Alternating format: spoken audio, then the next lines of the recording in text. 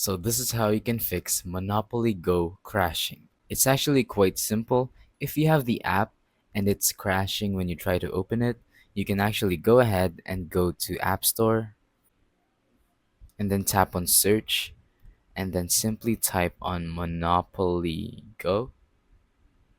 And once you search that up, you're gonna want to re-download the app. Now make sure you delete it first before you download because you can't actually download something if it's already in your phone, right? So simply delete it and then download it. So basically what this is going to do is reset the app, deleting any sort of viruses or bugs and clearing the cache which stores any unwanted data. So it's going to delete all of that, and once you download it, you can go ahead and sign in and then you can continue playing Monopoly Go. And as you can see, it downloaded, so I'm simply gonna open it up and you will notice that it's not crashing anymore, and once it actually loads, I can go on ahead and play it.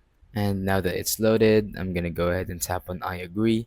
And now you can sign in your Facebook or Apple or just play as a guest to test it out. So I'm just gonna do that as well. I'm gonna play as a guest.